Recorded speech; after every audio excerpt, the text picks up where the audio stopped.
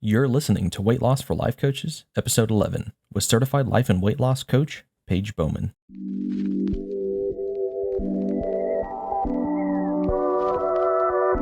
Welcome to Weight Loss for Life Coaches, the weekly podcast for coaches who are growing their coaching business and on their weight loss journey.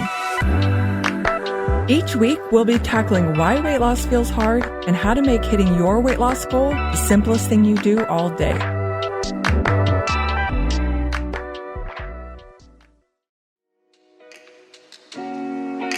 Today, we're talking about success, how to measure success on your weight loss journey, and how to know if you're successful beyond the scale. I'm recording this episode a week in advance because I'm going to Ecuador. I'm so excited. I'm excited to be traveling again. It's one of my favorite things to do. And I've been looking forward to this for a long time now. And I'm just excited to go see the Galapagos. I feel like this is a dream trip and I am doing it. So I will be gone next week when this episode comes out, but just know I'm having a fantastic time in South America and I will be back that next week for episode 12. Today we're talking about success, and this is going to be an interesting episode to investigate both how you're using success right now or what you're using to decide if you're successful and what you want to use moving forward. So some things to think about. These aren't necessarily powerful questions yet, but how do you decide if you're successful right now?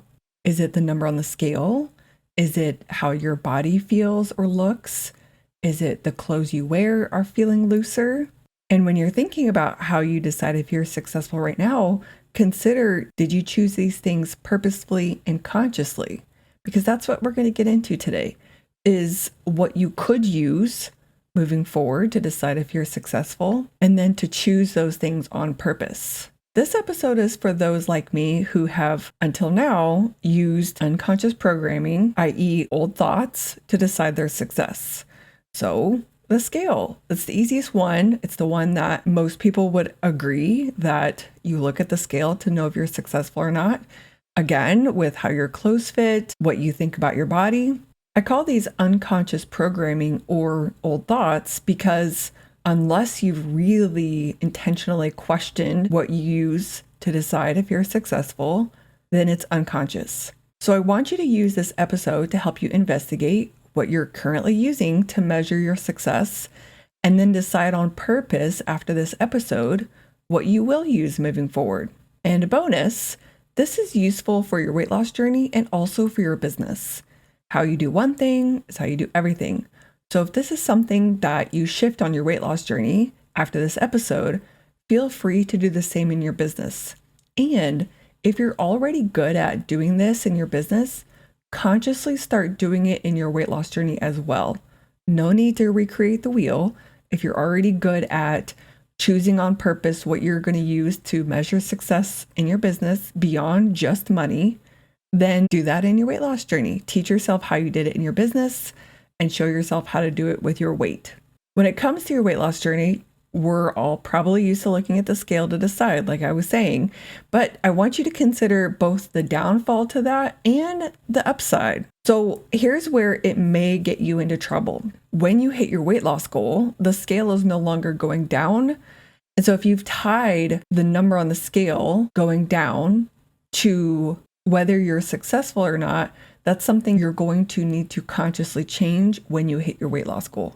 You could always look at the number being the number you want it to be and then make that mean that you're successful. But it would be good to know on purpose what you're making the scale mean. Because again, remember, we've talked about this before, but the number is just data. So if you're using it to decide if you're successful by it going down, we want to check that and change how we're using the number instead. The other reason it's a downfall to use the number on the scale to decide if you're successful is that when it goes up, you'll make it mean that you're failing instead of seeing it as part of the process for the number to go up. Now, on the other side of that, as long as you're being conscious of how you're using that number, I don't mind if you use the number as a measurement of success. But just keep in mind that it's a number, it's a piece of data, and it going down and up can both mean that you're right on track. I also like to use the number on the scale as a container for growth and celebration and evaluation. For example, say you set a goal to lose 5 pounds or 2.5 kgs, and you choose the 1 or 2 things you'll work on to lose that weight. And then at the end of that timeline, say you take a month to do that. At the end of that timeline, you can look at the number on the scale. Did you hit the goal? What worked? What didn't work? What would you want to do differently next time? Celebrate what you did, celebrate the effort you put in, and let that number on the scale just be a container for you to experiment, to grow, to celebrate, and to evaluate. So even in that sense, we're not necessarily looking at the number to decide if you're successful, but the number can be a container for you to experiment, to grow, to celebrate, and to evaluate. If we're not using the scale as a measurement of success, or a very small one at that, then what else are we using, Paige? I hear you. So here's a couple of ideas. One is what Dan Sullivan calls strategic byproducts. So these are the things that you gain from going on a journey, from going after a goal. So for example, by going on your weight loss journey, you learned how to love your body the way it is along the way. It's a beautiful strategic byproduct to this journey, and you could use how you feel about your body now on your journey, no matter how much weight you've lost, to how you felt about your body maybe 6 months ago. And that could be a measurement of success. Maybe you've decided to use the 3 super simple steps that I talked about in episode 5 to help you on your weight loss journey.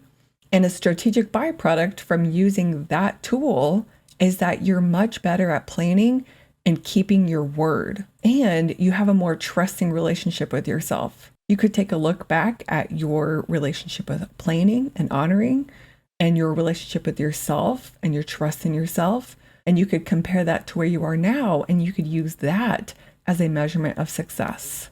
You can use that as evidence that you are successful on this journey. I recommend deciding these strategic byproducts ahead of time. I actually do that with my clients. They're things that we talk about in the beginning and we start working on and celebrating throughout our time together, and then keep up with them on purpose. So if you know that one of the things that you want to get better at and that you'll use as a measurement of success is how well you're planning, because you know how important it is to build the skill of planning ahead of time using your prefrontal cortex, you'll want to keep up with that on purpose. Check in, evaluate, and celebrate. Another fun example I came up with when I was thinking about this episode was using how you're feeling, your top beliefs, and what you're doing or not doing as measurements of success. You can decide these ahead of time and then keep up with them. Check in with yourself. For example, say you want to feel more desire towards long-term well-being types of things that don't necessarily give you immediate gratification, but they're good for your mental well-being, your emotional and physical well-being, and things that give you gratification over the long term. And this is a huge piece of the work I do with my clients, because a lot of times they come to me with food really being the only thing in their life that they get desire from or pleasure from. So we purposely shift that, where we desire food less, but we desire other things more, things that, again, aren't immediate gratification types of things, but things that are fulfilling and satisfying to our long-term well-being.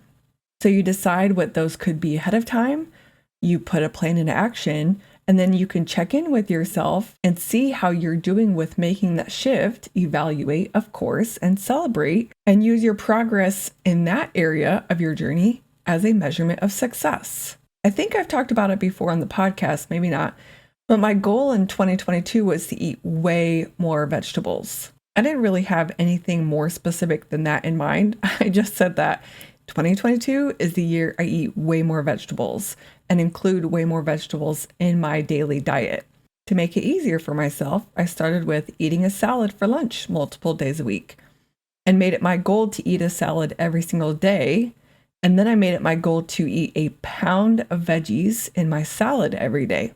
And I wanted to enjoy the process of preparing my vegetables for my salad, of eating the salad, and I want it to feel good in my body when I ate the salad. So my desired ways of thinking and feeling and actions are measurable, and I can look back and see how more natural and habitual my new beliefs have become and the way I show up with groceries and meal prep and eating my salads almost every day now. And I can use that as a measurement of success because I've decided this thing on purpose and I'm being purposeful about keeping up with it. I get to find reasons to celebrate myself all the time. And that's really the point of doing this, is to be more conscious and purposeful about what you decide is success and what you decide success means, but also to bring it to your awareness so much more often because it feels good to celebrate yourself. That's the point. We want to feel good on this journey. We want to give ourselves so many opportunities to celebrate ourselves and to see evidence that we're successful on this journey. And in turn, we'll be even more committed and motivated and compelled to keep going on our journey. There's one more piece here that I want to bring up, and it may be the last, but it's not the least. And it's the thing that changes everything. And that is, you get to decide you're successful right now without needing to look at anything. It's a choice. It's a choice to believe that you're successful. It's totally optional. You could choose to believe you're not successful right now. That's also optional. But it's good to know that it's up to you right now. You could decide you're successful, and then from there, go look for more evidence from that belief and then to continue proving it true. Believing that you're successful right now will make doing everything we already talked about so easy and fun. It's like a bonus. I already know I'm successful. Now I'm just adding to that. It's the difference between trying to believe you're successful by looking outside of you versus deciding to believe it and then going to look for evidence for how that is true. It's similar to lovability. I could go out and ask people if they love me and why to then believe I'm lovable, or I could decide right now that I'm 100% lovable, probably take some time to think about why that is myself before I even go talk to anybody about it. And then if I want to go and ask people why they love me, I'm probably going to phrase it, hey, why do you love me? Because I know I'm lovable and I just want to hear you say it too. So you can see how it's small, but it's the difference between deciding you're successful and then looking for more evidence for how that's true as a bonus versus going out to look for evidence to try to believe you are successful. And after listening to this last part, you could go back and listen to this episode again with that idea. I get to decide right now that I'm successful. Now, what other bonus evidence, what other bonus ways of measurement do I want to use on top of my belief that I'm successful? All right, it's time for some powerful questions. Here's a good one. How could it be true that I am successful right now on my weight loss journey? It's a sneaky question because I'm asking you right now to decide it's possible you're successful without having you look for evidence first. Another one is, what do I want to purposefully use as evidence to go along with this belief? You can use my examples in the episode by all means, and then come up with your own. What do you want to use as evidence to go along with knowing you're successful as a bonus? And then the last one, what do I want to make the number on the scale mean? This one is, again, having you be conscious about the number on the scale, not just assuming that it does mean that you're either successful or a failure. No more going off of old thoughts or beliefs about the scale. From here on out, we decide on purpose what we want to make the scale mean. All right, y'all, that's it for today's episode. I feel like I'm leaving you all with a really good one while I'm gone. If you love this episode, leave a review and give us those 5 stars on your favorite podcast platform. And share this with your fellow life coaches who, similar to you and I, might be making the number on the scale mean that they're either a success or a failure unconsciously. and they'd benefit from learning about how to measure success and how to decide they're successful right now.